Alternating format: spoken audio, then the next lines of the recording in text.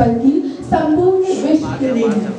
मानव मात्र की हित शिद्दत है गीता, और उसे किसी कार्य विशेष से भी बांधा नहीं जा सकता, क्योंकि सर्वकालीन है गीता। कई लोग चुनौतियों के सामने घुटने टेक देते हैं, परंतु कई ऐसे भी हैं जो उनसे पार पाने का निरंतर प्रयास करते रहते हैं।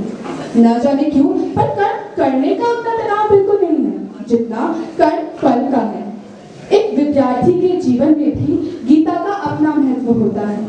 आज की शिक्षा प्रणाली में किसी भी विद्यार्थी की योग्यता और प्रतिभा को भांपने का एकमात्र तरीका परीक्षा में प्राप्त अंक है।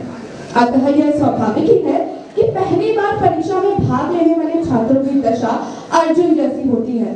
बोर्ड की परीक्षा में पहली बार अपने विद्यालय से दूर, बिल्कुल अलग परिवेश, चारों ओर औपचारिकता जैसी कड़ी सुरक्षा के बीच एक निश्चित समय में अधिकतम अंक प्राप्त करने की लड़ाई लड़ने के लिए मैदान में उतरे एक किशोर की व्यथा को समझना जरा भी मुश्किल नहीं है। नई तरह के ढेरों प्रश्न, कई के उत्तर वह जानता तो है, पर उलझ जाता है कि किसे पहले करे और कैसे।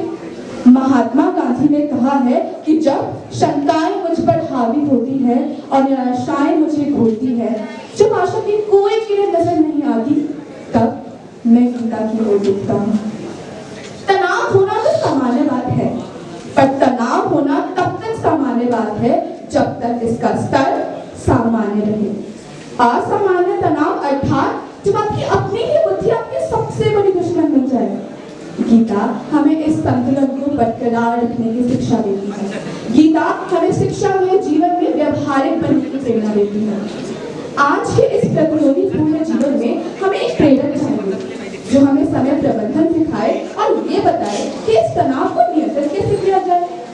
श्री कृष्ण एक महान प्रेरक है और उनके श्री मुख से निकला गीता ज्ञान तो इस मन को घिरे हुए अंधकार के लिए तो है।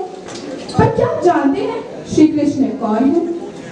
श्री कृष्ण और कोई नहीं बल्कि हमारी चेतना है, और विकारों, निराशाओं और शंकाओं से घिरा हुआ हमारा ये मन अर्जुन है। जो सवाल तब थे वो अब भी है, और सबका जवाब हमारे विवेक के पास है, परंतु विवेक सोया है तो जवाब नहीं मिल सकता। गीता विवेकवान बनाती है, और जिसका विवेक जागृत हो जाए उसका जीवन तो सफलता और प्रेरणा का गीत बन जाता है।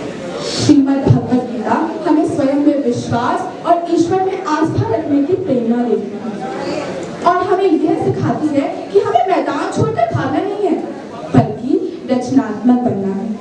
और जो व्यक्ति परिणाम के तनाव को छोड़कर अपने कर्तव्य पथ पर चलता रहे वही जीवन का आनंद प्राप्त करता है।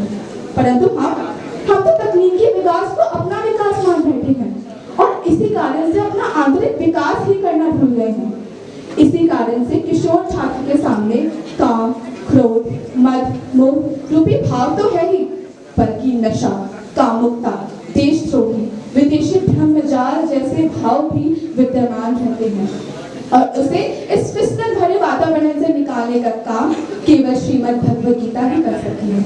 एक छात्र द्वारा परीक्षा में असफलता जैसी छोटी छोटी बातों पर भी आत्महत्या के मामले सामने आते हैं, और आप जानते हैं ऐसा क्यों है?